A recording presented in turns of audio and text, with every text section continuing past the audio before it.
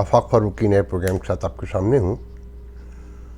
मौजूद तो यकीनन आपको पता है और आप लोग यकीनन बहुत खुश होंगे कि हर तरफ फेस्टिविटी है कि खान साहब जमान पार्क से निकल रहे हैं, जा रहे हैं। जमान पार्क में छापा पड़ रहा है, पेट्रोल बम चल रहे हैं, राइफलें कलाशनकोफें निकल रही हैं। फिर अदालत में जो तमाशा लगा, जो टोल पे लगा और जो रास्ते में हादसा हुआ, और फिर अदालत के चारों तरफ पेट्रोल बम हमले, ज़ख्मी, और फिर फ़र्ज़ जुर्म इंडाइटमेंट नहीं हो सकी कि हाज़िरी का रजिस्टर ही गुम हो गया। खान साहब जिनके लिए पहले अदालत का लोकेशन, अदालत की जो है वेन्यू चेंज किया गया, फिर उन्हें गाड़ी में बिठाकर उनसे हाज़िरी ली गई और पूरा दिन इंतज़ार किया गया कि खान साहब कब पहुँचेंगे, कैसे पहुँचेंगे, कितने बजे पहुँचेंगे। और फिर दूसरी फेस्टिविटी PSL। यकीनन इसके अलावा तो कुछ नहीं है ना आपके यहाँ। या UK में तनख्वाह बढ़ाओ के मुजाहरे, जहाँ टोटल इन्फ्लेशन रेट जो है ना 10.2 है मेरे ख्याल में। मैं देख के बताया तो मैंने लिख के रखा है कि 10.1 इन्फ्लेशन रेट है जो महंगाई है, और आपके यहाँ 31.2 ये फरवरी की है। और आपके टेलीविज़न पर जो फेस्टिविटी की खबरें आती हैं तो उसमें एक बैड टेस्ट कहना चाहिए ना कि टोटल एक खबर कि पाकिस्तान में महंगाई की शरह 47.97%, मतलब 48% हो चुकी है। मगर ये खबर मैनेज की जा रही है, 11वें-12वें नंबर पर दी जा रही है, इसलिए कि आपकी जो ये मेले ठेले, लिटरेचर फेस्टिवल, PSL और खान साहब से मुलाखड़ा कुश्ती जो हो रही है वो नज़र ना आए और आप भूख से मरते रहें, दुनिया में किसी को पता न चले। जो गरीब मर रहे हैं, जिनका कोई लेना देना नहीं है, कि सुरजानी टाउन कराची में एक बाप ने अपने 3 बच्चों के साथ खुदकुशी कर ली। जगह जगह खुदकुशी की खबरें हैं।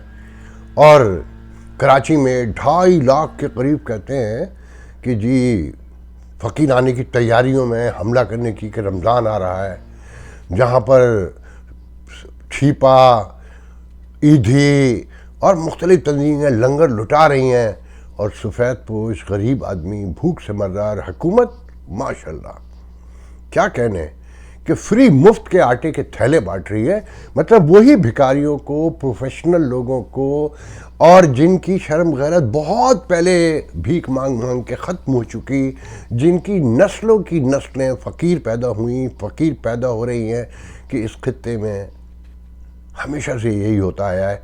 ये नहीं हो सका इस हुकूमत से कि मुफ्त आटा देने के बजाय उसे सस्ता कर देते, इतना सस्ता कर देते कि हर गरीब से गरीब आदमी ख़रीद सकता, तो 4 गुना दे सकते थे। मगर इतना आटा लाएं भी कहाँ से, क्योंकि चोरी भी हो जाता है, फिर पैदावार भी कम हो गई है, इंपोर्ट होती है। उसकी वजह पता है क्या है कि कल, अच्छा ये तो हमारे यहाँ डिसाइडेड है ना कि जाने वाले को बुरा कहना है, उसकी सारे इल्ज़ाम, अपनी नाअहली, अपनी कोताहियाँ, गफलत, अपनी बदनुमानी, रिश्वत जाने वाले पे डाल देनी है। कोई भी आए, सबके काम यही हो, चाहे फ़ौजी हों, चाहे जमहूरी हों। अभी तो मैं बताता हूँ ना कि जमहूरियत आपके साथ कर क्या रही है। तो वो कल एहसान इकबाल एक तकरीब में फरमा रहे थे कि वही कि जाने वालों ने बर्बाद कर दिया, IMF से मुआहिदा, और इंपोर्ट जो है ना $72 बिलियन की हुई, सामान तय्युश मंगवा लिया गया, डॉलर के ज़रबाए कम हो गए, फिर यूक्रेन वार की वजह से सारी दुनिया में इन्फ्लेशन बढ़ गया, और हमें तो गंदम भी मंगवानी पड़ती है, कपास भी अब मंगवानी पड़ती है। मगर तुमने सच नहीं बताया, तुमने झूठ बोला, क्योंकि तुम एक पार्टी के नौकर हो, और नौकर सच नहीं बोलते। वो कहते हैं, जो मालिक कहता है कि हमारे यहाँ कपास इसलिए ख़त्म हो गई और गंदम इसलिए ख़त्म हो गई कि कपास जहाँ होती थी वहाँ शुगर फैक्ट्रियाँ तुम्हारे मालिकों ने लगा ली बड़े पैमाने पर, और कपास को साफ़ कर दिया। अब $3 बिलियन से $2.5 बिलियन की कपास खरीदी जाती है, और गंदम जहाँ उगा करती थी वहाँ तुमने हाउसिंग स्कीमें बना ली, क्योंकि आबादी भी बढ़ रही है, तुम्हारे पेड़ भी बहुत बड़े हैं तुम्हारे दोस्तों के। तो और आम आदमी की किसी को फिक्र भी नहीं है। तो मैं अपने नाज़रीन को ये बताते चलूँ, अपने दोस्तों को, कि आपके बराबर इंडिया में ना इन्फ्लेशन रेट जो है ना अराउंड 6, मेरे ख्याल में कितना है इंडिया में 6.4, बांग्लादेश में 8.8 है, अमेरिका में अराउंड कितना है, अमेरिका में 6 पॉइंट है, आपके यहाँ। तो जो गूगल पे इसके साथ शो होता है ना, जो मैंने अभी आपको सारे फिगर दिए 31 फरवरी का 31.5 और नाउ 47.97, इसके साथ में पता है नाइजीरिया में 8-9% है, सोमालिया में भी 6-7% बच के देख के बताया तो मैं कि सोमालिया में, अफगानिस्तान में 7.27 है और माइनस से वापस आया -42.98 में, इसका मतलब इतना नहीं समझता। कोसोवो में 10.9% है, कोसोवो जहन में लाइएगा। और मैंने जगह जगह मुख्तलिफ उस पर लिखा है, जहाँ जहाँ देखता गया हूँ मिलता गया है। जर्मनी में 8.7 है, अमेरिका में 6 पॉइंट मैंने बताया, सोमालिया में 5.4% है। ये फरवरी का डेटा दे रहा हूँ मैं आपको, आप अंदाज़ा लगाएं कि आप कहाँ खड़े होंगे। और IMF का कोई दूर तक पता नहीं है, हुकूमत की आनियाँ जानियाँ भी शामिल हैं, इंटरनेशनल इश्यूज़ भी हैं। आप अंदाज़ा लगाएं, वो मैं एक वीडियो देख रहा था, मोहित पिरज़ादा साहब एक बड़े नामवर एंकर हैं, PTI के ट्रोलर, वो कह रहे थे कि लाहौर में शर्म नहीं आई, पैरामिलिट्री फोर्स रेंजर बुलवाई और उससे हमले करवाए। वाह, लाहौर में आ गई तो आपको बहुत तकलीफ हुई, हमें तो बहुत खुशी हुई। कराची में 1989 से बैठी हुई है और कल पासिंग आउट दिखा रहे थे कराची के कोर कमांडर की सरबराही में नए रेंजर्स की, कि वक़ार और साख की नई अलामत। मेरा दिल डर रहा था अच्छा अब ये लूटने आ रहे हैं। अल जज़ीरा की एक रिपोर्ट दिखा रहे थे कराची पे पानी बेचने पे कि मिलियंस ने बिलियंस ऑफ डॉलर, और पूरी रियासत को पता है, सबको पता है कि रियासत खुद बेचती है पानी। जब रियासत इतनी चोर हो और सियासतदान आपस में कुत्ते की तरह लड़ रहे हो, मैं बिल्कुल साफ कह रहा हूँ, कुत्ते भी ऐसे नहीं लड़ते। जो दिखा रहे हैं, जो नज़र आ रहा है, वो कहा करता है ना आसिफ जरदारी कि और बिलावल, जमहूरियत बेहतरीन इंतकाम है। तो इस हमारी फ़ौज ने इस जमहूरियत को इस तरह से पेंट किया कि ये खुद ब खुद इंतकाम बन गई। तो अब जमहूरियत आपके मुल्क में इंतकाम है। और जो जरदारी साहब कहते थे ना, खप्पे खप्पे पाकिस्तान खप्पे, तो इन 16 साल में बेनज़ीर के जाने के बाद इन सियासी पार्टियों ने, इन फौजियों ने मिल के खपा दिया, मुकम्मल फारिग कर दिया। अब कुछ नहीं बचा है। अब इंतज़ार करें, खाना जंगी होगी। ये जो बदुमनी है, जो हर तरफ से कि आवारागान में आज 3 दहशतगर्द मार दिए, फलानी जगह 6 मार दिए, 4 मार दिए, कराची में डाकू मार दिए, डाकू ने किसी के गरीब के भाई को मार दिया, किसी के शौहर को मार दिया, कच्चे के डाकुओं से फौजी असले के साथ मुकाबला हो रहा है। मगर पूरे सिनेरियो को जमा करके देखें आप के दरमियान खाना जंगी होने जा रही है। जो रियासत से जिस तरह मुकाबले शुरू हो गए हैं जगह जगह, मतलब PTI का तो बिल्कुल साफ हो गया ना मामला कि या तो खान आएगा या मुकाबला होगा। चाहे हुकूमत माशाल्लाह इतनी नाअहल है कि वोट से भागने के लिए, मैं बिल्कुल साफ कह रहा हूँ कि वोट से भागने के लिए सड़क पर तमाशा लगा रहे हैं। इमरान खान गिरफ्तार नहीं हो सकता था, आप समझ रहे हैं। अब पता है क्या फैला रहे हैं, मुझे नहीं पता। और बहुत से लोग कह रहे हैं, सरकारी ज़राए से वैसे निकली है पूरी खबर, कि एक तरफ तो तालिबान बिठाए हुए थे, अंदर से जो लड़के पकड़े हैं कल जमान पार्क से 65, उसमें कहते हैं कि 20 तो डायरेक्ट तालिबान के लोग हैं जिन्हें नामालूम मुकामात पर मुंतकिल कर दिया गया है। अंदर से गोली भी चली, पेट्रोल बम भी फेंके गए, बुलेट प्रूफ बंकर भी पकड़े गए 8 कनाल की उस कोठी के अंदर।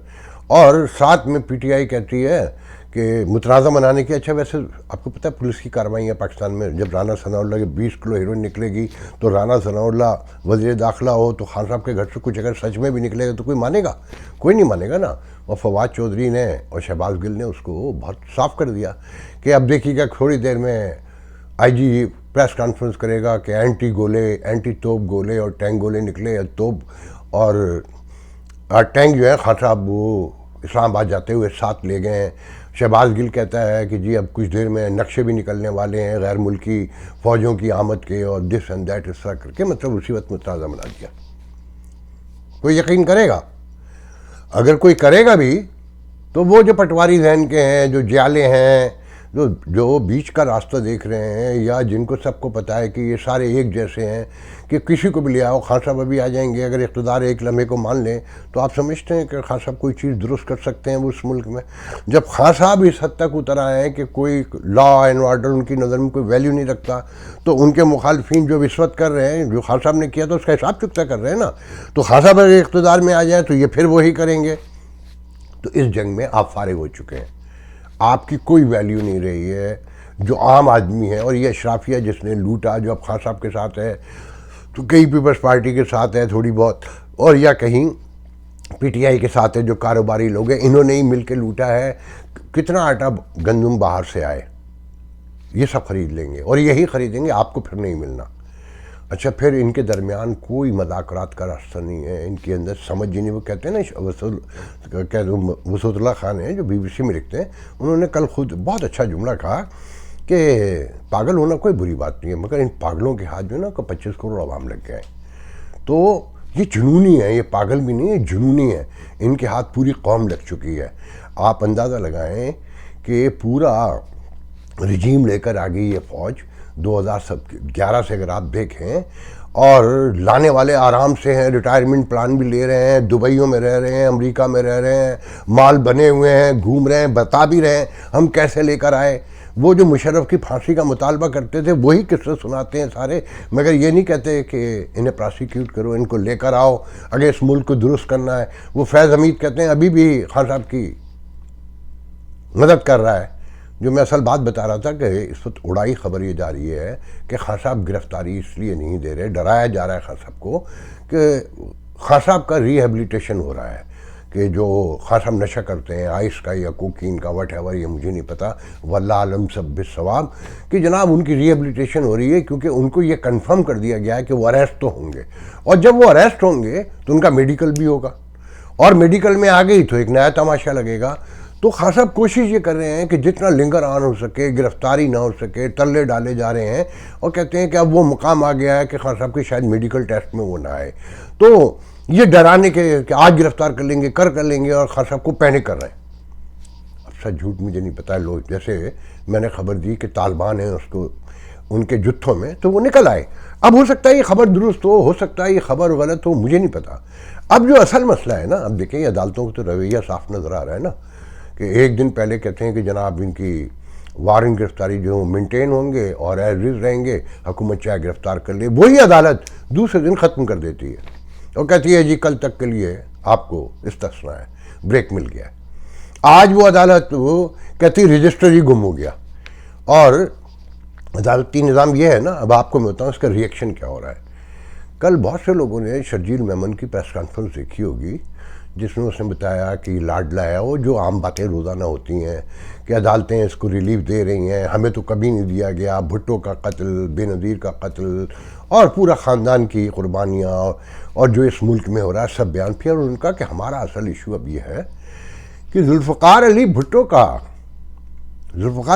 को जो रेफरेंस पड़ा हुआ है 10 साल से जरदारी ने अपने दौरे हुकूमत में, मेरे ख्याल में या उसके बाद मुझे इतना याद नहीं है, कि दायर किया था कि जी सुप्रीम कोर्ट फैसला दे कि वो तो साबित हो गया, वो तो जज भी बता के चले गए कि भुट्टो को दबाव डालकर फांसी दी गई थी, ज़ियाउल हक ने दिलवाई थी। जैसे फैज़ हमीद जो है अदालतों के जजों के पास घरों को जाता था और कहता था कि अगर तुमने नवाज शरीफ को रिलीफ दिया और जिन्होंने देने से इनकार किया, फैसला गलत देने से इनकार किया, तो उनको निशान इबरत बना दिया। तो उस रेफरेंस पर फैसला किया जाए कि वो कत्ल था, जुडिशल मर्डर था, या वाकई भुट्टो मुल्जिम थे। वो कहता है कि जो भी फैसला करना, और फिर बेनज़ीर का कत्ल का मुकदमा रोज़, मतलब इनकी इमरान खान की रोज़ अदालतों की जो है ना समातें होती हैं, रात में भी खुलती हैं, सुबह भी खुलती हैं, शाम में भी खुलती हैं। बेनज़ीर के कत्ल का मुकदमा आज तवील अरसे से पड़ा है। अभी 4-5 दिन पहले वो बताता है कि जी ये हेयरिंग हुई और गैर मुइना मुद्दत के लिए उसे मौखर कर दिया गया, और किसी को कुछ बताते नहीं, उसका कोई समात नहीं होती, कोई नहीं पूछने वाला है। तो मुझे पीपल्स पार्टी के ज़रा ने बताया कि अभी इस अदलिया के ख़िलाफ़ एक तरफ तो मरीम नवाज़ लिखी हुई है, राना सनाउल्लाह ने अभी भी बयान दिया है, रोज़ आता है, और यह अदलिया तो टका टोकरी हो चुकी है ना, सारे इदारे ख़त्म हो चुके हैं। अब पीपल्स पार्टी सिंध में बड़े बड़े मुजाहरे और जुलूस निकालने वाली है, जल्द से रैलियाँ निकालने वाली है इस अदलिया के ख़िलाफ़ के बेनज़ीर भुट्टो, और क्या जो कत्ल का मुकदमा है उसकी हेयरिंग भी रोज़ होगी और भुट्टो को रेफरेंस भी फैसला आएगा। मतलब इस अदलिया को फारिग मुकम्मल तौर पे इसके फैसलों के जो है वो सिर्फ गरीबों के लिए, मतलब अब गरीबों के खिलाफ जो फैसले होंगे वो बेसिकली मर्डर होंगे, जो सजाएँ होंगी जो फांसी की या जो भी अब हब से भेजा कहलाएगा वो। जैसे जागीरदारों की वडेरों की जेलें हैं तो ये अदालतें जो पैसे लेके छोड़ देती हैं, पैसे लेके अंदर कर देती हैं, तो आप मुकम्मल फारिग हो चुके हैं। रियासत देखें, कल मैंने आपको कहा था ना कि रियासत क्या होती है कि जो अपनी रेट कायम रख सके, जो अपनी अथॉरिटी कायम रख सके। रेट अथॉरिटी का मतलब ये नहीं कि आपको गिरफ्तार कर सके, आपके घर में घुस सके बेल वारंट लेके, आपसे टैक्स ले सके, आपको सेहत दे सके, आपको तालीम दे सके, रोज़गार दे सके, और आपको मैनर में कि मेरी नाक जहाँ शुरू होती है वहाँ आपकी आज़ादी ख़त्म हो जाती है। ये होती है रियासत जो हम रोज़ देख रहे हैं यहाँ पर कि गार्बेज भी उठता है, सड़क साफ़ भी होती है, सड़क मरम्मत भी होती है। अगर आपको अपनी रियासत समझनी हो कि 75 साल में आप कहाँ पहुँच गए हैं, तो जिन्होंने कराची नहीं देखा है वो जाकर देख लें। अब तो ये वीडियो भी आ रही है ना कि आप गाड़ी का शीशा नहीं खोल सकते लाइट के ऊपर, घर से निकलते ही आपने अपने आप को बिल्कुल ऐसे अपने आप में बंद कर लेना है कि कोई आपको छू ना सके, देख ना सके। आपके हाथ में मोबाइल नहीं होना चाहिए, आपके हाथ में पर्स नहीं होना चाहिए, आपके पास कोई महंगा ग्लास नहीं होना चाहिए, आपके हाथ में घड़ी नहीं होनी चाहिए, कोई सोने की ज्वेलरी नहीं होनी चाहिए। तो कराची जाकर देख ले, और फिर सड़कों पे उड़ती धूल, शाहराह फैसल से लेकर तीन हट्टी और जितने डिफेंस से लेकर जिस इलाके में चले जाइए, फिर भूख नंग, और फिर साथ में अपना इन्फ्लेशन रेट देख लीजिए। अब वो गुफ्तगू हो रही है कि जी पीटीआई कहती है, इमरान खान कहते हैं कि मैं हर किसी के साथ बैठने को तैयार हूँ। वो आदमी जो तीन दिन पहले तक ये कह रहा था कि मैं मर सकता हूँ, मैं दहशतगर्दों के साथ बैठ सकता हूँ, मैं इंडिया के साथ बैठ सकता हूँ, मैं बलूचिस्तान के सेपरेटिस्ट के साथ बैठ सकता हूँ, मैं कौम परस्त सिंधियों के साथ बैठ सकता हूँ, इन चारों चोरों डाकुओं के साथ नहीं बैठूंगा। वो कहता है मैं सबके साथ बैठ सकता हूँ। और साथ में उनके लीडर कह रहे हैं कि जी वेन्यू बताएं, कहाँ मिलना है, और बात को अमली जामा पहनाएं और बयान से बाहर निकालें। तो ख्वाजा आसिफ ने कहा इस आदमी का कोई ट्रस्ट है, कोई एतमाद है जो हर दूसरे दिन अपना बयानिया बदल लेता है। एक एक जगह बयानिया बदल लिया, एक एक बात पर, मगर वो पॉपुलर है। अच्छा, पॉपुलर क्या है कि वो पूरे मुल्क में उसने जो टिकट जिनको देना है, जो ट्रोलर्स हैं, वो उन सब से कह रखा है कि टिकट लेना तो बंदे लेकर आओ, मरवाओ, लड़ो, जो भी करना है। मुझे नहीं पता उसके घर से।